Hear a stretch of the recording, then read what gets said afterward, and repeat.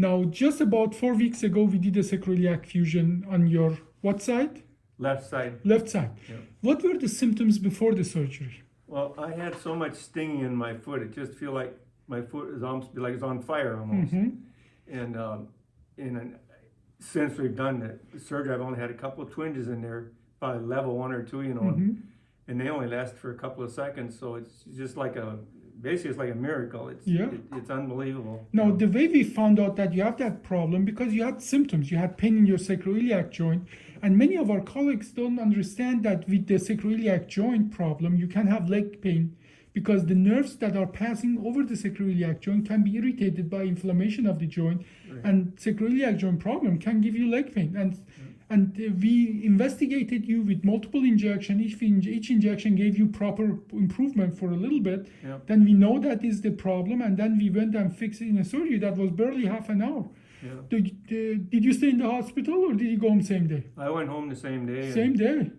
Actually, after I recovered in the room a little bit, I got up and walked right out to the car, So, the sacroiliac joint has been really neglected. And many of our colleagues, they don't know that if you have a spine surgery, if you have a back problem, almost half of it, or 43% of the back pain after you had the previous spine surgery is actually sacroiliac joint, not the spine at all.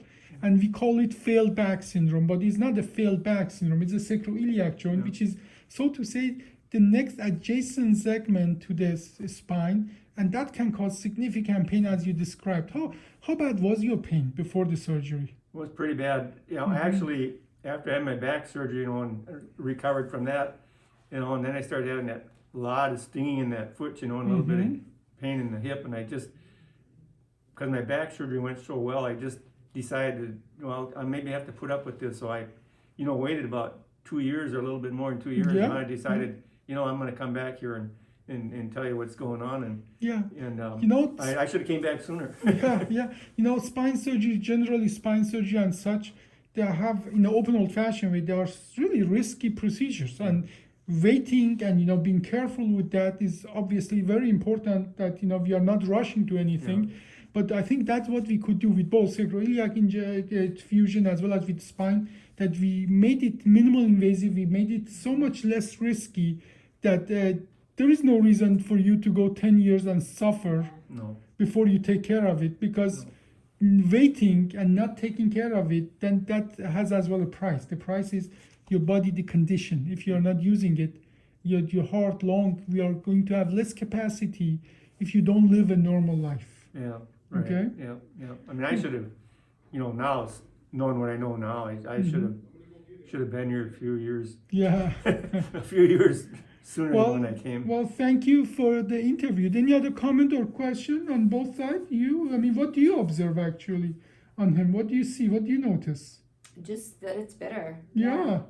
And his walking, he used to drag his one foot, and that's been for 3 years maybe. Yeah. It's gone. So So you see that is, for some of our colleagues, unimaginable. Why should sacroiliac joint cause a problem? But it is causing the problem. For me, medicine can't solve everything, but for me, it's like a miracle. Really Thank you.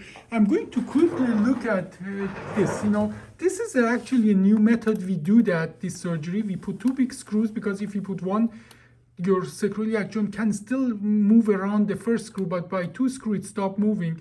And we used neurophysiological monitoring. Look at that. We stop exactly where we need to stop. Here's where the nerve, S1 nerve goes, the one that goes down the leg and can be irritated. You see how close it is to the sacroiliac joint? That makes sense that it's irritated if the sacroiliac joint is inflamed.